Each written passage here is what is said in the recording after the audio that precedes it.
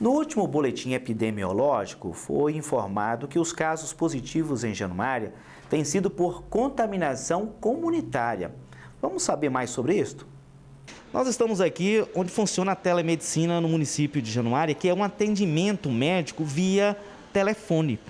E no último boletim epidemiológico, o que chamou a atenção da população e nossa equipe também, no que diz respeito aos casos positivos, tem sido pela contaminação comunitária.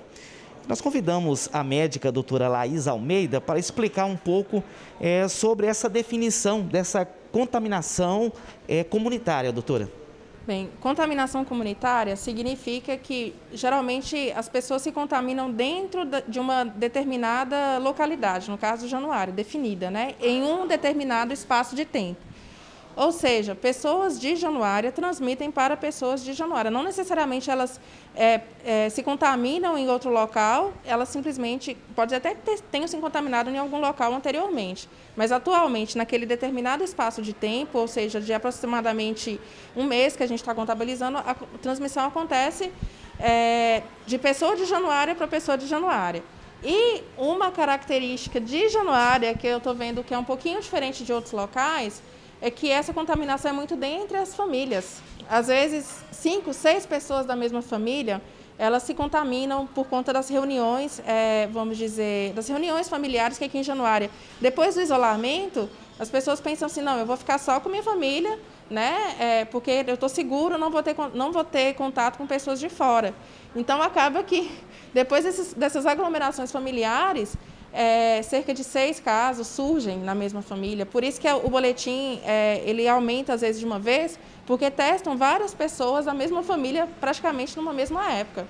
Então, uma característica do surto de Januária é um pouquinho diferente do surto de outras cidades. Aqui em Januária, justamente essa contaminação dentre as famílias. Outra coisa também que chama atenção no aumento do boletim é porque a gente antigamente testava pessoas que não tinham sintomas, mas simplesmente por serem contatos domiciliares daquela pessoa contaminada, Covid positivo, a chance de dar positivo é 75%. Então, a gente acabava testando, mas esse tipo de prática ela já foi abolida por orientação do Ministério da Saúde, porque acaba que a gente não consegue rastrear de onde realmente vem a infecção, né? Se é de fora, se é do bairro A, se é do bairro B, porque acaba que a pessoa se contamina no mesmo local, né? O teste rápido ele serve geralmente para poder rastrear o caminho da infecção. E testando pessoas que não têm sintomas e que são contatos diretos e domiciliares de pessoas sintomáticas, a gente não consegue estabelecer esse desenho, né?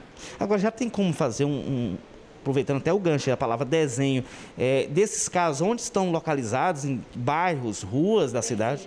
Antigamente, realizar esse desenho, eu via como se fosse uma forma de preconceito, porque eram pouquíssimos casos, né?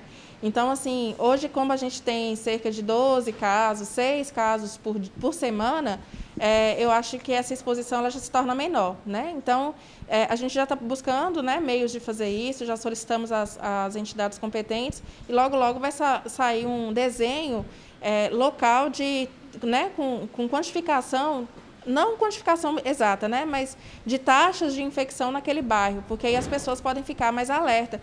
Às vezes passa assim, eu estou com suspeita de gripe, e aí começa a ir na casa da vizinha para contar, ou libera o filho para brincar com coleguinhas da mesma rua, aí o filho contamina o pai contamina o avô, e aí vai disseminando mais ainda. Então, eu acho que essa divulgação, não necessariamente do nome do bairro, mas localização de onde tem mais número de infectados, acho interessante e isso logo, logo vai acontecer. A gente já está providenciando isso, tá? Agora, nós já passamos do número de 80 casos positivos em Januária. Já podemos considerar um momento de pico? Não, infelizmente não. O pico ele é considerado quando a curva do Covid ela sobe exponencialmente. Então, se tiveram 2 casos, na semana posterior seriam 4, na semana posterior seriam 8, 16 e por aí vai. Então, a gente tenta sempre ajustar esse crescimento exponencial. Januária ainda, infelizmente, não está no pico, mas o melhor a gente já está conseguindo, que é achatar a curva, vamos dizer, o famoso achatamento da curva. Os casos de Covid estão crescendo, mas não está na taxa exponencial, como se não tivesse nenhum tipo de cuidado, nenhum tipo de isolamento. Quando a gente, por exemplo, fornece um atestado para o paciente com suspeita, é uma forma de evitar uma contaminação mais aguda das pessoas. O pessoal assim, tem uma ilusão, assim, os estudos mostram o seguinte, não é ilusão. Covid realmente mata, né? A gente tem que entender isso. Só que mata não somente pela condição da pessoa, ou seja, uma pessoa mais idosa, uma pessoa já mais doente. Ela mata também quando não se tem leito para a pessoa, para aquele que está infartado, ele está lá precisando de um leito, mas uma pessoa com Covid já está lá há 2 meses ocupando leito. Então, o Covid ele mata não somente pela doença, mas mata quando ocupa leitos, né? Das UTIs, leito de tudo. Então, a mortalidade é muito maior nesse sentido. Então, quando a gente achata a curva, algumas pessoas, inevitavelmente, elas falecerão por respostas anômalas, por questões de várias coisas que a medicina está estudando, mas a gente fala que é loteria genética, a gente fala da questão da condição da pessoa.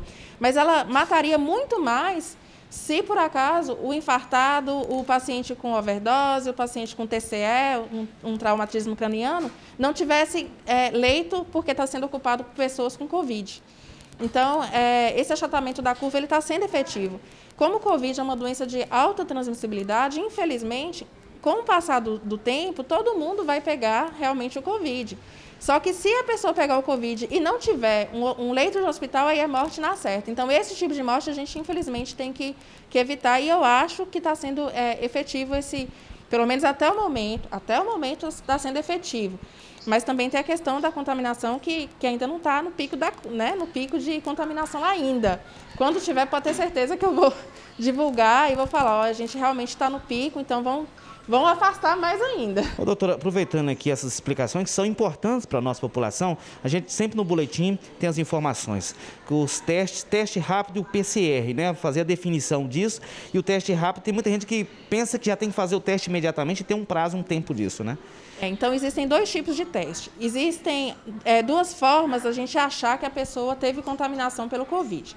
As 2 formas, eles inferem tempos e prazos e formas de pesquisar diferentes. Existe o SUAB, que é o famoso teste do cotonete, o PCR para Covid, que ele busca achar o vírus na via aérea da pessoa.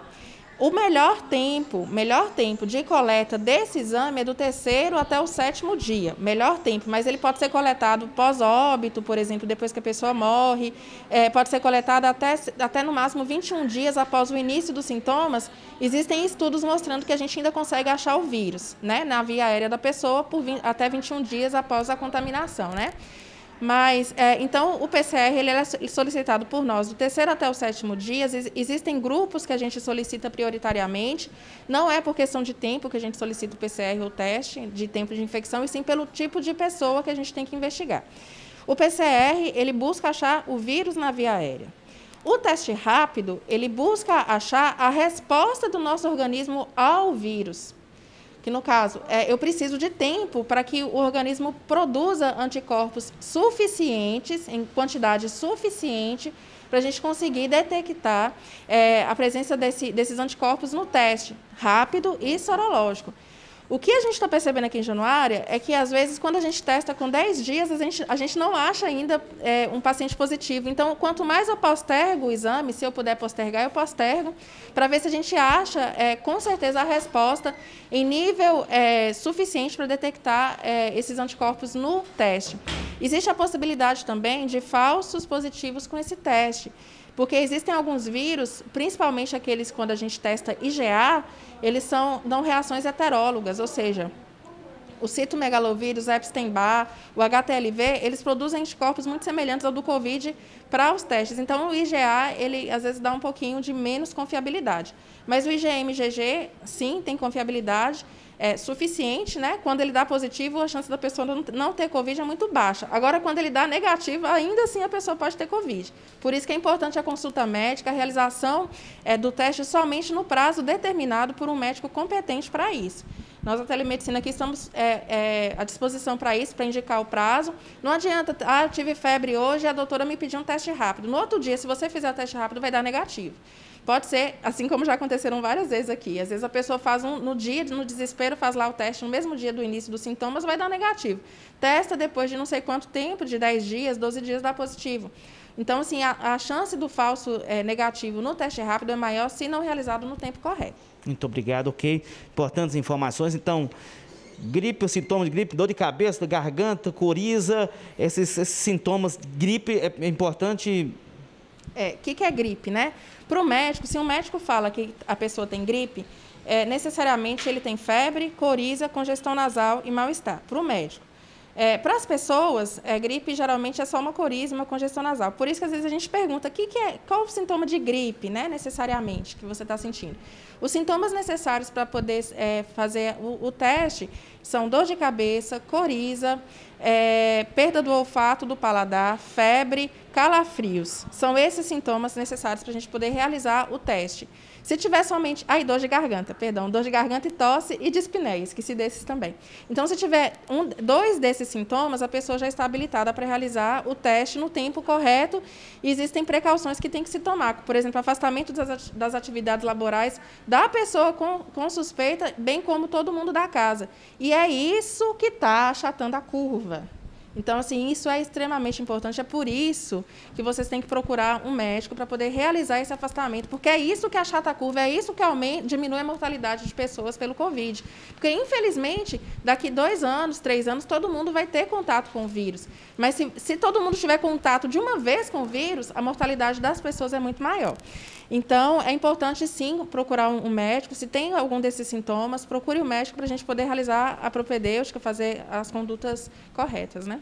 Ok. Muito obrigado. Informações aqui com detalhes de explicações com a doutora Laís Almeida, que atua na telemedicina aqui dentro desse trabalho tão importante no contato dos médicos via telefone com a população de Januária.